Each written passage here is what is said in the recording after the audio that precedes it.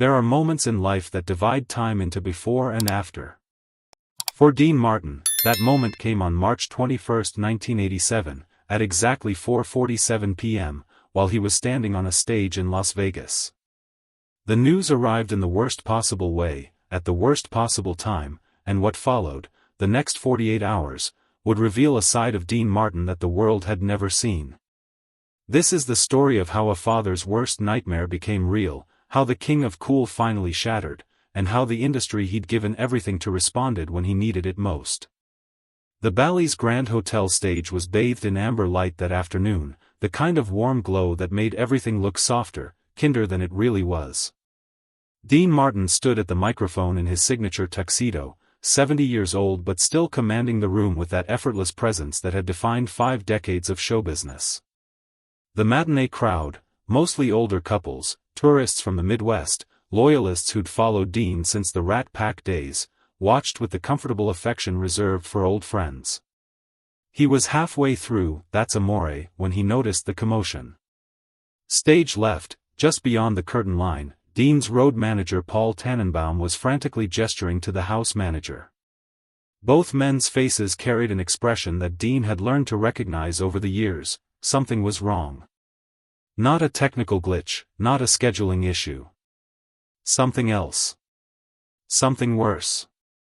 Dean kept singing, his voice steady even as his eyes tracked the movement in the wings.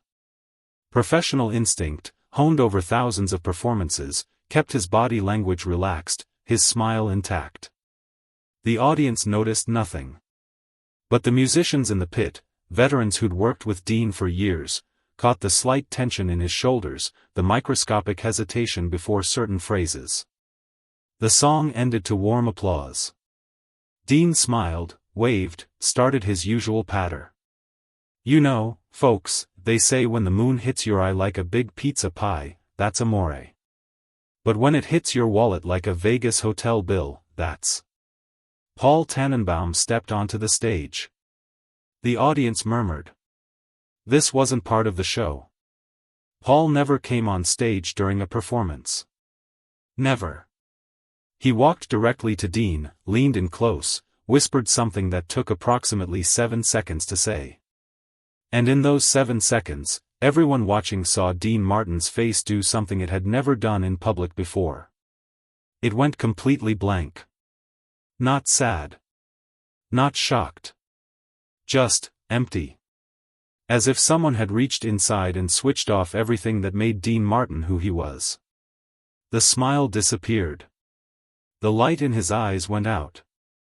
He stood there, microphone hanging loose in his hand, staring at Paul with an expression that made the road manager's own eyes fill with tears. Ladies and gentlemen, Dean finally said, his voice barely above a whisper, I'm sorry. I have to. I can't. He stopped. Started again. There's been an emergency. I have to go. He walked off stage without another word, leaving 300 confused tourists and a still-running orchestra behind. The house lights came up awkwardly. The stage manager scrambled to make an announcement. But backstage, in the narrow corridor between the dressing rooms and the loading dock, Dean Martin had collapsed against a wall, one hand pressed to his chest, breathing in short, sharp gasps that sounded like drowning. Is it confirmed? Dean asked. His voice was steady now, almost clinical. Shock, Paul would later realize. Pure shock. Yes, Paul said quietly. The Air Force called 30 minutes ago. They tried to reach you at the hotel first, then called here. Dean. Dino's F-4 went down during a training exercise. They're still searching, but, the crash site, they don't think there could be survivors. Dean Paul Martin Jr., Captain Dean Paul Martin Jr., Air National Guard pilot, his father's namesake, his pride, his second chance at fatherhood, had been flying a routine training mission in the mountains near March Air Force Base in California. Routine. The word that would haunt Dean for the rest of his life. His 35-year-old son had survived combat missions, had logged thousands of flight hours, had been so careful, so professional. Routine. Dean didn't cry. Not then. He simply nodded, straightened his bow tie with shaking hands, and said, "I need to get to California now." What happened over the next 48 hours would become legend in Las Vegas, whispered about in green rooms and hotel bars for decades. Some of it was witnessed. Some was pieced together from fragments. But all of it revealed a truth about Dean Martin that his carefully crafted persona had hidden for 50 years. Beneath the cool, beneath the charm, beneath the carefully maintained distance, was a man capable of love so profound that its loss could destroy him. The private jet was ready within 90 minutes. Frank Sinatra had made the call himself from his compound in Rancho Mirage. "Get him whatever he needs," Frank told his people. "Money, planes, lawyers, doctors, I don't care what it costs." By 6:30 p.m., Dean was in the air, still in his stage tuxedo, a glass of actual whiskey in his hand for the first time in years. Shirley MacLaine, who'd worked with Dean on multiple films, somehow got word and was waiting when the plane landed at a private airfield in Riverside. She'd driven 90 miles from Los Angeles, arriving just minutes before Dean's jet touched down. When he emerged from the plane, she was the first person he saw. "Cheryl," he said softly. Just her name. Nothing else. She wrapped her arms around him, and that's when Dean Martin finally broke. The sound that came out of him was something between a sob and a howl, a noise so raw and animal that it made the pilots in the cockpit look away. Dean, who'd maintained perfect composure through divorces, career setbacks, public humiliations, the death of friends, crumbled completely in that moment, held upright only by Shirley's arms and sheer willpower.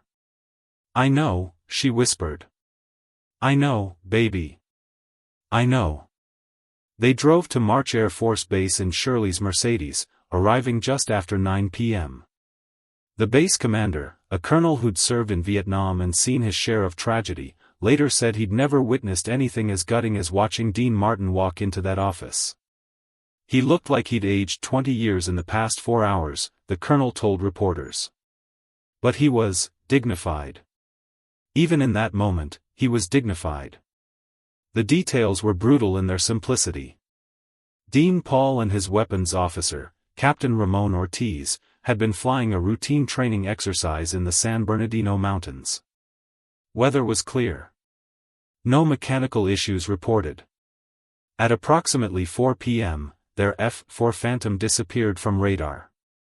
Search teams had located the crash site on a remote mountainside 2 hours later. The impact had been catastrophic. There was no possibility of survivors. Recovery operations would begin at first light. Dean asked one question, "Can I see him?" The colonel's face tightened. "Mr. Martin, the nature of the crash, it would be better to wait for identification through other means." Translation: there wasn't enough left to identify visually. Dean nodded once, stood, and walked outside. Shirley followed, keeping a respectful distance. She watched as Dean Martin, 70 years old, exhausted, destroyed, looked up at the night sky above the airfield and just stared at the stars for 20 minutes without moving. A base chaplain approached, offering comfort. Dean waved him off gently. "I appreciate it, Father.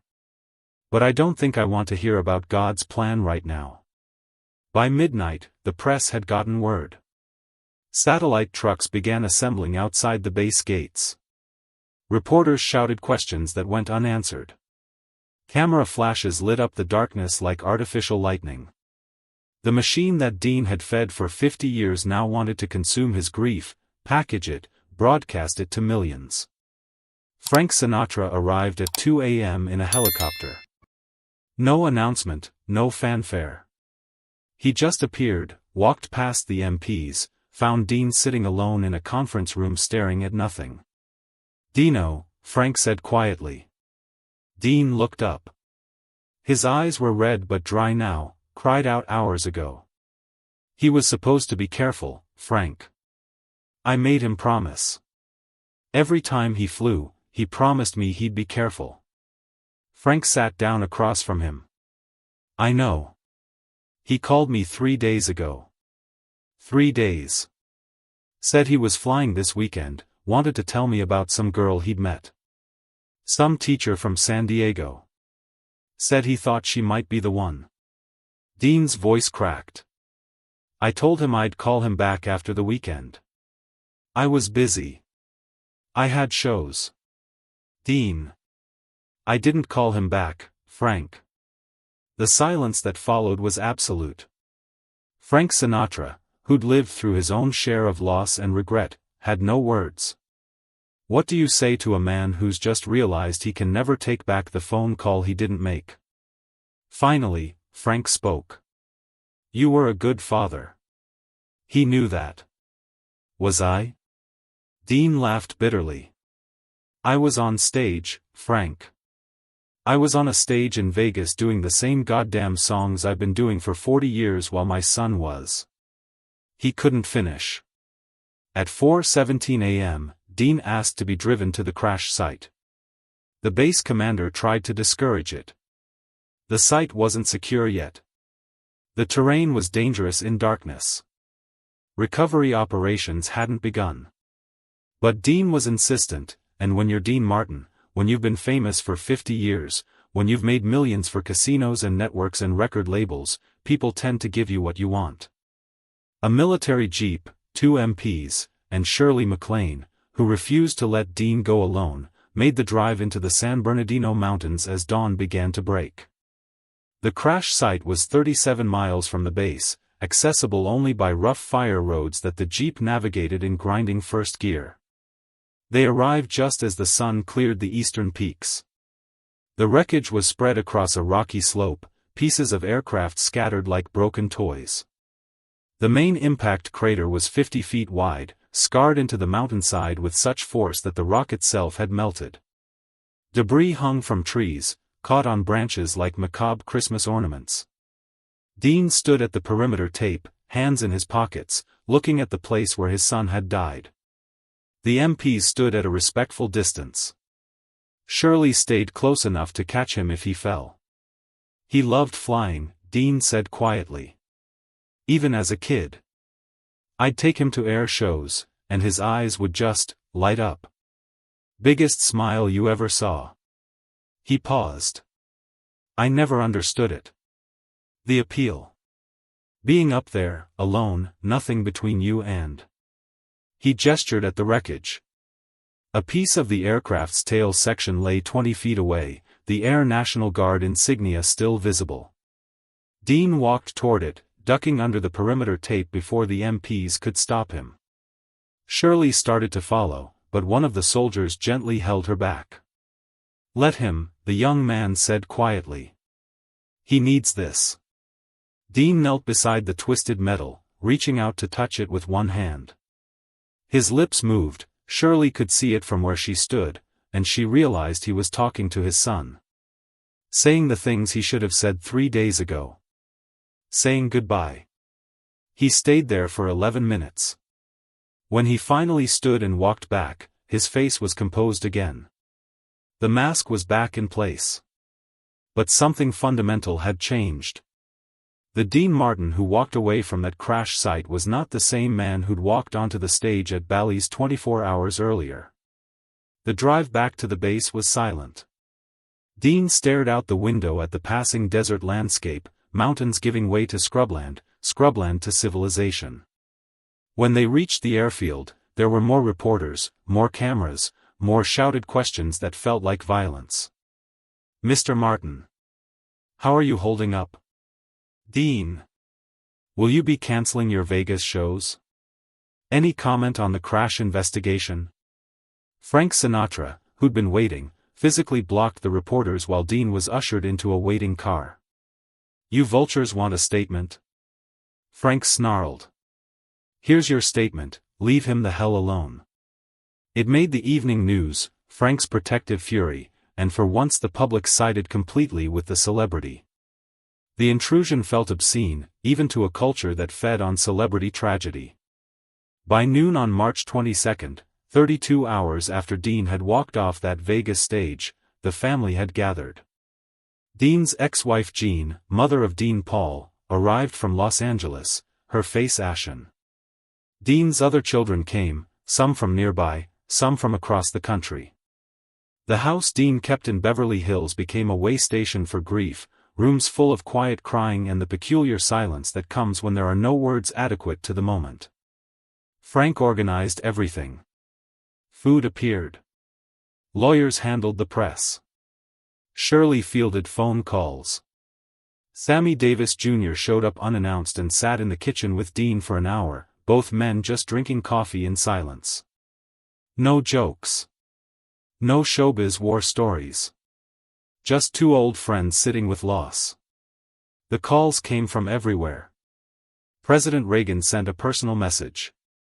Johnny Carson canceled his taping to send condolences. Every major figure in entertainment, politics, and music reached out. But Dean took none of the calls. He sat in his study, door closed, looking at photographs of Dean Paul from infancy to adulthood. A whole life in pictures. A whole life gone. At 6 p.m. on March 22, exactly 48 hours after the crash, Dean made his only public statement.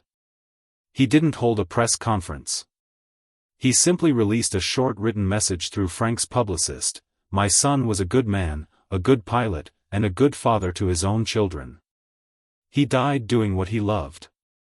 I will miss him every day for the rest of my life. Please respect my family's privacy during this time. Dean Martin." 62 words. That was all.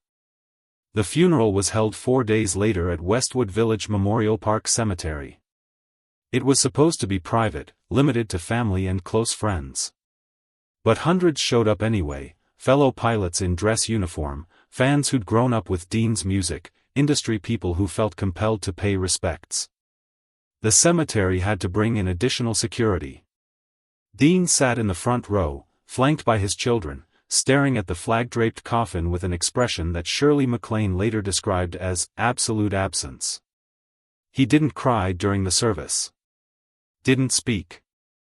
When the honor guard presented him with the folded flag, he took it with hands that didn't shake, nodded his thanks with a dignity that seemed to cost him everything. Frank Sinatra gave the eulogy, his voice breaking multiple times. Dean Paul Martin Jr. was a lot like his father in all the ways that matter, Frank said. Brave. Loyal. Devoted to the people he loved. And like his father, he had a gift for making difficult things look easy. Flying a fighter jet. Being a good man. Living with integrity. He paused, looking directly at Dean. And like his father, he left us too soon. After the burial, after the reception, after everyone had finally left, Dean asked Frank to drive him back to the cemetery. They arrived just as sunset was painting the western sky in shades of orange and purple. Dean walked to the fresh grave, still covered in flowers, and stood there for a long time. "I don't know how to do this, Frank," he said finally. "I don't know how to keep going." Frank stood beside him, hands in his pockets, looking at the grave of a young man he'd watched grow up. "One day at a time, Dino. That's all any of us can do. I keep thinking about that phone call. The one I didn't return. He knew you loved him. Did he?" Dean's voice was barely audible. "I was always working. Always on the road. Always choosing the show over." He stopped, unable to finish. Frank grabbed his shoulder, forced Dean to look at him. "Listen to me." He knew. Kids always know. And he was proud of you, Dean. Proud to be your son. Dean wanted to believe it. Desperately wanted to believe it. But the guilt, the crushing, suffocating guilt of the unreturned phone call, the missed moments, the career that always came first, sat in his chest like lead. They stayed until full dark, two old men standing beside a grave, neither knowing what to say that could possibly matter. The aftermath was brutal in ways the public never saw. Dean returned to Las Vegas exactly 2 weeks after the crash, honoring contracts because that's what professionals did. But the performances were different now. Mechanical. He hit every note, delivered every joke, smiled on cue. But anyone who really watched, and Frank watched, sitting in the audience of that first show back, could see the light was gone. "He's going through the motions," Frank told Shirley afterward. "The Dean we knew. I don't think he survived that crash either." The shows continued for several more months, but Dean's heart wasn't in it. He started forgetting lyrics. Missing cues. One night he stopped mid-song, looked out at the audience, and said, "I'm sorry, folks. I can't remember how this one goes." The crowd laughed, thinking it was part of the act. It wasn't. By Christmas 1987, Dean had effectively retired. He canceled the remainder of his Vegas contract. Turned down offers. Stopped returning calls. The world assumed he'd eventually come back. Dean Martin always came back. But those closest to him knew better. Something essential had broken that afternoon on stage when Paul Tannenbaum delivered the news, and it would never be whole again. Frank visited regularly, sitting with Dean in that Beverly Hills house, both men drinking coffee and talking about everything except the one thing that mattered. Shirley called weekly. Other friends stopped by. But Dean had retreated to some internal place where even friendship couldn't reach him. On New Year's Eve 1987, Frank showed up unannounced at Dean's house with a bottle of champagne. "We're not celebrating," Dean said when he opened the door. "No," Frank agreed. "We're just marking time. Together." They sat in Dean's living room, the television playing Dick Clark's Rockin' New Year's Eve on mute, neither man particularly interested in watching other people celebrate. At 11:58 p.m., Frank poured 2 glasses of champagne. "To Dean Paul," Frank said, raising his glass.